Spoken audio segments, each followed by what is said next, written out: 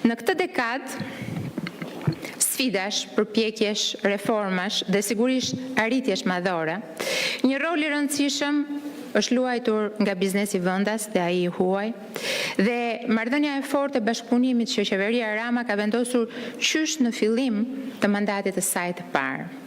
E them këtë sepse zyrtarisht Këshilli i Investimeve sot feston 10 vjetorin e krijimit, por kjo punë ka nisur në fillim të mandatit të parë, në muajin shkurt të vitit 2014, vetëm 6 muaj pasi qeveria kishte marrë punën dhe kur kryeministri Rama ka nënshkruar një memorandum mirëkuptimi me Bergh për të përmirësuar dialogun mbi politikat midis sektorit privat dhe qeverisë me qëllim nxitjen e investimeve vendase dhe të huaja.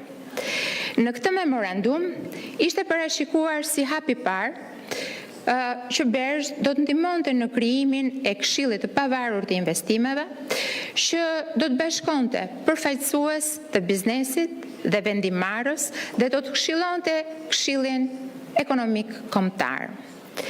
E theksova këtë fakt për të treguar qartësinë e vizionit të qeverisë dhe të kryeministrit Rama që në momentet e para të marrjes së detyrës. Një qartësi që u kthye shpejt në një strategji afatgjatë për bashkëpunimin, koordinimin me biznesin dhe që ka dhënë po jep frutat e vetat në zhvillimin ekonomik dhe social të qëndrueshëm të Shqipërisë. Për ne, biznesi është motori, është zemra e zhvillimit ekonomik të vendit. Këtë e themi të gjithë, pasi e besojmë. Pa një biznes të fuqishëm, të formalizuar, të mbështetur me politika të drejta, nuk mund të ketë rritje të qëndrueshme apo mirëqenie për qytetarët tanë. Ne jemi të vetëdijshëm që çdo vendim që merr qeveria duhet të reflektojë realitetin e tregut dhe sigurisht duhet të reflektojë nevojat e sipërmarrjes. Ndaj, bashkëpunimi i ngushtë me biznesin është thelbësor.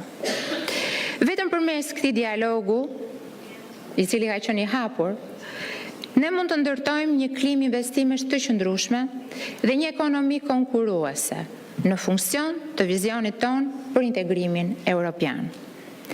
Vendimi i kryeministrit për të emëruar në vitin 2017 një ministër shteti për sipërmarrjen ka qenë një tjetër hap i rëndësishëm i qeverisë në kuadër të strategjisë për forcimin e bashkëpunimit dhe partneritetit me biznesin dhe një tregues i seriozitetit ton në këtë drejtim.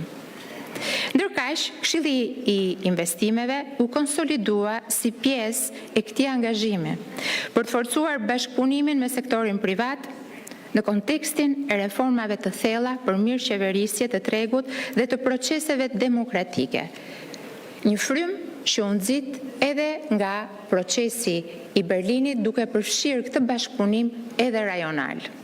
Këshilli i Investimeve u shndrua dal nga dal në një platformë që paraqet një model suksesi të dialogut mes biznesit dhe qeverisë, sektorit privat pra dhe partnerëve, të cilët na kanë ndihmuar në gjithë rrugtimin ton për rritjen ekonomike në Shqipëri.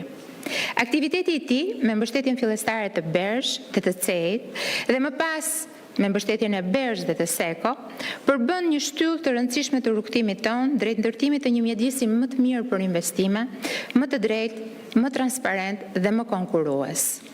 Sot Shqipëria ka një vizion të qartë kombëtar, antarësimin në Bashkimin Evropian. Ky objektiv kërkon më shumë se sa politika të mira. Kërkon bashkëpunim real, institucione të forta dhe një klimë të favorshme për investime.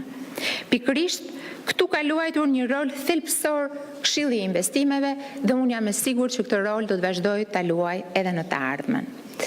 Në këto 10 vite janë trajtuar 10 çështje që përfshin klimën e biznesit, aksesin në financë për ndërmarrjet e vogla, zhvillimin e sektorit bujqësor dhe sfida të paparashikuara siç ishte rasti i tërmetit në vitin 2019 apo i pandemisë në vitin 2020.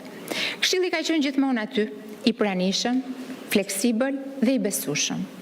Ka ndërtuar një strukturë unike dialogu të bazuar në fakte, argument dhe përfaqësim të balancuar. Falë këtij bashkëpunimi të sinqert, kemi arritur të thellojmë besimin mes institucioneve dhe sektorit privat, të adresojmë sfida konkrete dhe të ndërtojmë zgjidhje të qëndrueshme, të orientuara drejt integrimit evropian.